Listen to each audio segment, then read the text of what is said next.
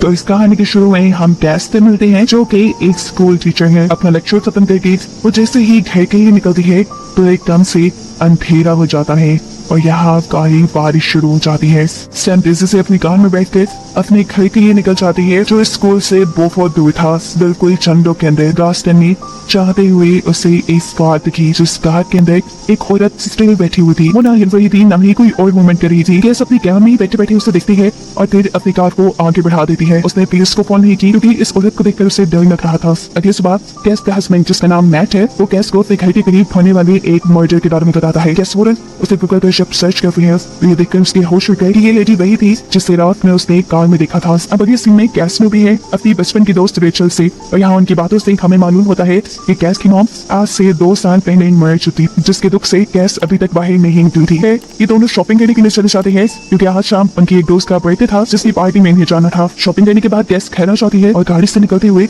उसे महसूस होता है कि कोई उसके ऊपर नजर रखे हुए था। बस इसको इग्नोर करके घर के अंदर आ जाती है, लेकिन घर आने पे उसे अपनी विंडो के बाहर एक अजीब सा आदमी खड़ा हुआ दिखाई देता है, जो वो सर उसके ऊपर नजर रखे हुए था।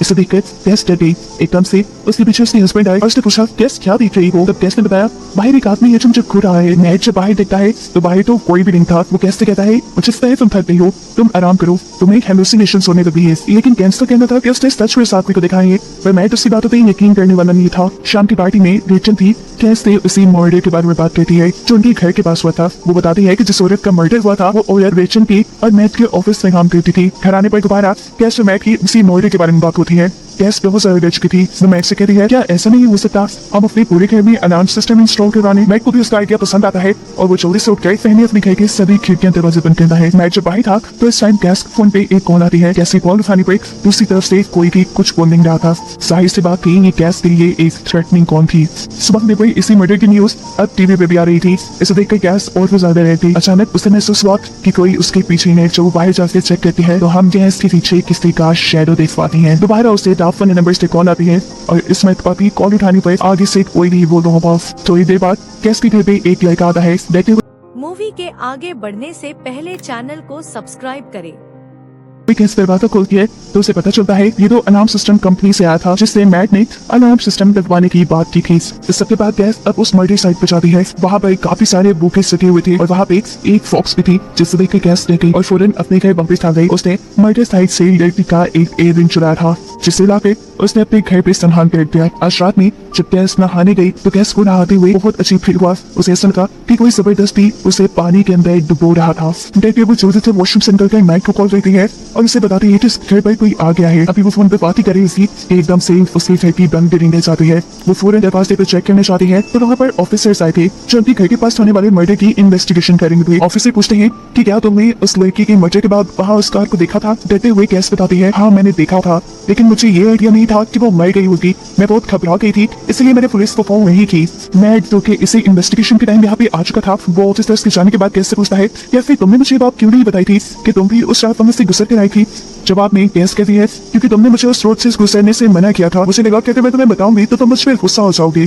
अगली सुबह दोबारा गैस को उसी अननोन नंबर से कॉल आती है और इसमें काफी दूसरी तरफ से कोई भी उसे रिस्पॉन्स नहीं देता। ठीक इसी वक्त दोबारा उसका घर नॉक होता है। बाहर जाकर वो देखती है कि इस टाइम उसका एक स्टूडेंट उसे उसकी बुक वापस करने के लिए आया था। ये लेकर गैस भी तैयार होकर स्कूल के लिए निकल जाती है। आज छुट्टी का दिन था, लेकिन फिर भी गैस स्कूल आई थी क्योंकि उसकी मीटिंग थी। लेकिन ऑफिस में जाकर वो देखती है कि ऑफिस में तो कोई टीचर नहीं। तभी उसी का एक कुलीग जो कि यहाँ का कोच है वो उनके पास आता है और उससे पूछता है, आप आज क्यों यहाँ आई हैं? गैस कहती है कि आज मीटिंग थी लेकिन कोई भी टीचर नहीं आई। हैरान होकर कोच से जवाब देते हैं कि आज तो ऐसी कोई मीटिंग नहीं थी। ये बात सुनकर गैस भी परेशान होकर यहाँ से चली जाती है और जब गैस अपनी गाड़ी में बैठ के घर के लिए निकल रही थी तो हमें दिखाया जाता है कि वो कोच अजीब सी नजरों से गैस पे नजर रखे हुए था। अब वो पूरा दिन घर पे ही थी कि तब उसे मैट की कॉल आई। मैट ने उसे बताया कि आज उससे काम से आने में देर हो जाएगी, इसलिए गैस ने भी फोन काट दिया। फोन काटते ही गैस को दोबारा से अपने घर में अजीब सी आहट सुनाई देने लगी। जैसे ही वो इस आहट को चेक करने गई उसने देखा कि उसका पूरा रूम पॉलीथीन शीट से कवर था और पॉलीथीन शीट के नीचे उसे किसी का शैडो नजर आ रहा था। वो जैसे ही शैडो के करीब गई तो एकदम से किसी तरह पॉलीथीन में उसके ऊपर लिपट गई। उसे सांस में नहीं आ रहा था। मुश्किल से अपने आप को इस पॉलीथीन से छुड़ाते हुए वो बाहर आई और उसे दोबारा उसके अननोन नंबर से कॉल आ गई। हर बार की तरह इस बार भी कोई भी दूसरी तरफ से रिस्पॉन्स नहीं कर रहा था। अब तो गैस बुरी तरह घबरा चुकी थी। वो डर के अब वही सो चुकी थी। आधी रात में किसी ने गैस को उसका नाम लेकर चलाया। कैस जैसे ही उठती है तो उसके रूम का डोर खुल जाता है। दरवाजे के पास कोई भी नहीं था और उसे यहाँ से अपनी मॉम की आवाज आ रही थी। हालांकि उसकी मॉम 2 साल पहले ही मर चुकी थी। कैस जब उस आवाज का पीछा करती है तो उसे अब अपनी मॉम की सुगंध नजर आ रही थी, जिससे डर के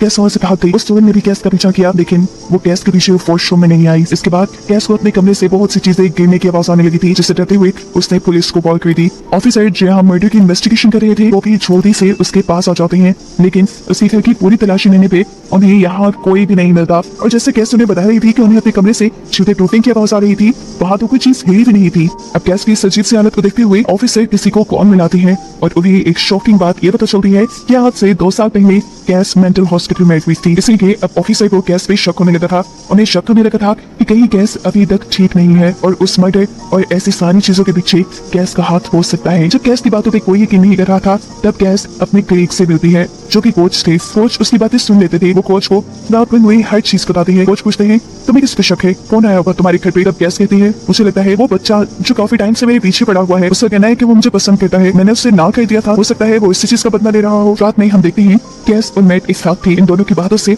हमें मालूम होता है कि जब कैस की मॉम मरी तो उसके बाद कैस बहुत ज्यादा डिप्रेशन में चली गई। डिप्रेशन से निकालने के लिए उसने बहुत सी पिल्स का यूज किया, जिसके साइड इफेक्ट में उसे हेलुसिनेशंस होने लगे थे। मैट कहता है मुझे लगता है तुम्हें आज भी हेलुसिनेशन हुए होंगे, लेकिन कैस कह रही थी नहीं, ये हेलुसिनेशंस नहीं थे, मैं श्योर हूँ कि यहाँ कोई आया था। अब मैट उससे कहता है कि हमारे घर में एक अलार्म टेक्नीशियन आया था, तुम्हें यहाँ अलार्म इंस्टॉल करने के लिए एक कॉन्ट्रैक्ट किया है। और ये बात कैस को परेशान कर देती है क्योंकि उसने तो कोई कॉन्ट्रैक्ट साइन नहीं किया था। मैट भी उससे बहस नहीं करता क्योंकि वो जानता था कैस पहले से ही परेशान थी। ये दोनों सो जाते हैं और आधी रात में कैस की आंख खुलती है। वो मैट के बैग से कॉन्ट्रैक्ट पेपर्स निकालती है और देखते हैं कि वहाँ पे सच में उसी ने साइन किए हुए थे। उसे तो खुद अपनी दिमागी हालत पे शक होने लगा था। अगली सुबह मैट बहुत खुश था और थोड़ा सा गुस्सा भी, क्योंकि उसे पता चला था कि कैस प्रेग्नेंट है। वो उससे पूछता है कि आखिर इतनी बड़ी खबर तुमने मुझे क्यों नहीं बताई? पर कैस कहती है अरे नहीं, मैं प्रेग्नेंट हुई ही नहीं तो मैं तुम्हें बताती क्या। ये सुनकर मैट उदास हो जाता है और उससे कहता है यार तुम भूल गई होगी, जैसे तुमने कॉन्ट्रैक्ट से साइन किया और तुम भूल गई। वो उससे लेकर हॉस्पिटल जाता है और ये बात कंफर्म हो जाती है कि कैस यही कह रही थी, वो प्रेग्नेंट नहीं थी। यहाँ डॉक्टर उसकी दिमागी हालत को बेहतर करने के लिए बस कुछ मेडिसिन दे देते हैं, जिसके बाद कैस और मैट दोनों घर आ जाते हैं। हैरानी पर कैस मैट से नाराज थी क्योंकि मैट ने बहुत ही अजीब तरीके से कैस की मेंटल हालत को डॉक्टर को एक्सप्लेन किया था।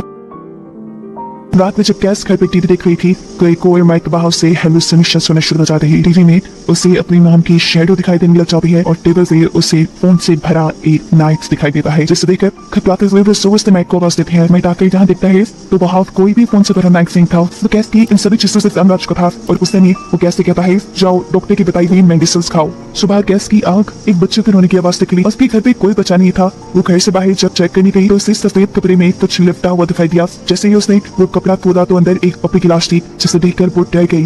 कैस को ये सारी बुरी फीलिंग अंदर ही अंदर खाती जा रही थी कि उसे जो दिखाई देता था, जो समझ आता था, उसमें कोई एतबार नहीं कहता था। इसी फ्रस्ट्रेशन में वो डॉक्टर की बताई हुई बहुत सारी मेडिसिन ले लेती है, यानी वो ओवरडोज हो जाती है और ऐसे ही उसकी तबीयत बिगड़ जाती है। वो बेहोश हो गई मूवी के आगे बढ़ने से पहले चैनल को सब्सक्राइब करें।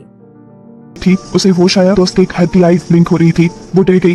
दोबारा उसका दरवाजा नॉक हुआ और जब वो बाहर गई तो उसने देखा कि बाहर ऑफिसर आन थी। वो उस मर्डर की ही इन्वेस्टिगेशन कर रही थी। कैस उन्हें घर के अंदर ले आती है। वो उन्हें अपने बारे में सारी बातें बताती है कि कैसे उसकी मॉम की मौत के बाद वो डिप्रेशन में चली गई थी और अभी तक उसे हेलुसिनेशंस होते हैं। वो यहाँ पर ऑफिसर को मर्डर साइट से मिली हुई उस लड़की के इयररिंग्स दिला देती है, जिसके बाद ऑफिसर उससे उसकी और मैक के रिलेशन के बारे में पूछती है। तब वो बताती है कि उसका और मैक का रिलेशन बहुत अच्छा है, लेकिन ऑफिसर कहती है कि उससे तो कंप्लेन मिली है कि तुम्हारे कलीग के साथ अफेयर है। लेकिन कैस यहाँ ऑफिसर को क्लियर कर देती है कि नहीं, वो उसका कलीग सिर्फ एक दोस्त है, उससे आगे कुछ भी नहीं। घर आने पर मैट दोबारा कैस से गुस्सा हुआ था क्योंकि उसे कैस की इयररिंग ऑफिसर को देने वाली बात पता चली थी। वो कैसे पूछता है कि तुमने अपनी इस बारे में मुझे क्यों नहीं बताया, तुम कितनी बातें छुपाने लगी हो मुझसे। कैस कहती है मैं कुछ नहीं छुपाती, बस मैं भूल गई थी और तुम जानते हो मैं आजकल कितनी चीजें भूल रही हूँ। अब एक दिन कैस घर पे थी तो तब उनके घर पे एक फोन आई। ये कॉल अलार्म इंस्टॉल करने वाली कंपनी से आई थी, जहाँ कंपनी से बात करते हुए कैस को मालूम होता है कि कॉन्ट्रैक्ट पेपर पर साइन असल में मैक ने की थी, क्योंकि जिस दिन वो कॉन्ट्रैक्ट करने के लिए आए थे उस दिन कैस तो घर पे थी ही नहीं। और इस चीज से कैस को अपने ही हस्बैंड मैक पे शक होने लगा है कि आखिर क्यों उसने कैस से झूठ बोला, क्यों वो कैस को ब्लेम कर रहा था कि उसने कॉन्ट्रैक्ट करने के बाद उससे बताया नहीं और उसके नकली साइन करना, ये सब क्या चल रहा था। अब उसे शक होने लगा था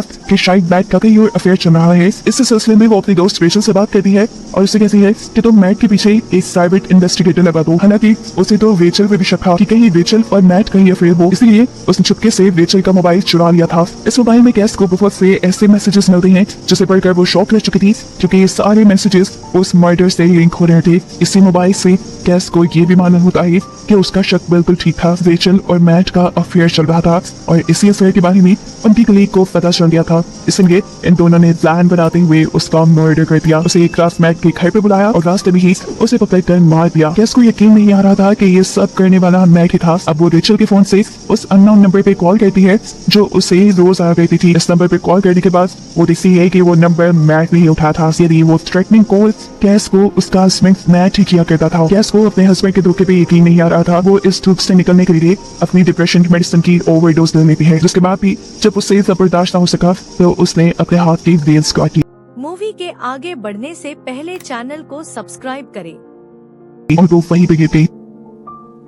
इसी टाइम उसका एक स्टूडेंट उसके पास उसे बुक देने के लिए आया। वो दरवाजे को बार बार नॉक करता है और जब उसे अंदर से कोई आवाज नहीं सुनाई देती तो वो विंडो से चेक करता है तो उसे वहां पर कैस बुरी हालत में दिखती है। वो जल्दी से पुलिस को कॉल कर देता है और पुलिस उसे यहाँ आकर रेस्क्यू कर देती है। जहाँ मैट को रेचल से इस बात का पता चल चुका था कि रेचल का फोन इस टाइम कैस के पास था और रेचल के फोन से अननोन नंबर पर यानी मैट के दूसरे फोन पर कैस नहीं कॉल। साफ मतलब था कि उसे रेचल और मैट के बारे में सब पता चल गया था। ये लोग अब घर के अंदर उस मोबाइल की ढूंढ रहे थे ताकि पुलिस को उसके खिलाफ सबूत न मिले और घर में आने पर उन्हें एकदम से यहाँ पर कैस का शैडो दिखाया जाता है और ये देखकर उन्हें अंदाजा हो गया कि कैस अभी जिंदा थी और घर वापस आ गई थी। इससे पहले कि वो कैस को कुछ कहते पीछे से कैस का कोई मैट को पकड़ लेता है। मैट को बचाने के लिए यहाँ रेचल उसके ऊपर हमला करने वाली थी, लेकिन एकदम से यहाँ पर पुलिस आ गई। मैट को बचाने के लिए वो उस आदमी के ऊपर हमला करती है और अपने आप को बचाने के लिए वो आदमी मैट को छोड़ देता है। अब यहाँ रेचल कैस के ऊपर हमला करने वाली थी, लेकिन दरमियान में कैस के दोस्त ने आकर उसकी जान बचा ली और इतनी देर में कैमरा पर पुलिस भी आ गई, जिन्होंने मैट और मैट के दोस्त के को हॉस्पिटल में शिफ्ट कर दिया और उनकी जान बचा ली, जबकि मैट और रेचल को अरेस्ट कर लिया गया। अब सीन कट होता है और हमें कुछ दिन बाद का सीन दिखाया जाता है जहाँ कैस अपने कुलीग को बता रही थी कि मैट की जेल में जाकर दिमागी हालत काफी खराब हो गई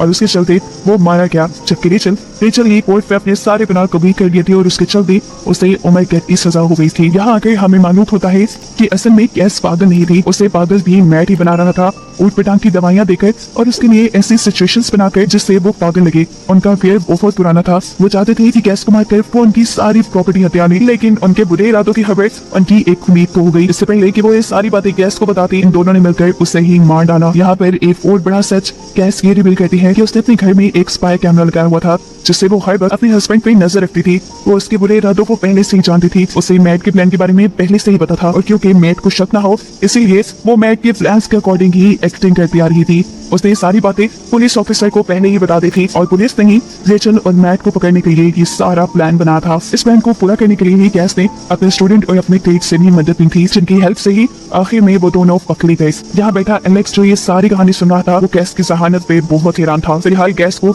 रेचल और मैट की याद आ रही थी जो दोनों उसके बहुत करीब थे और उसने अपनी जिंदगी की सारी खुशियाँ सारे गम इनके साथ देखे थे। उनके मरने या उनकी सजा से कैस पे कुछ नहीं थी, जिसको दिखाते हुए ये कहानी आप खत्म हो जाती है।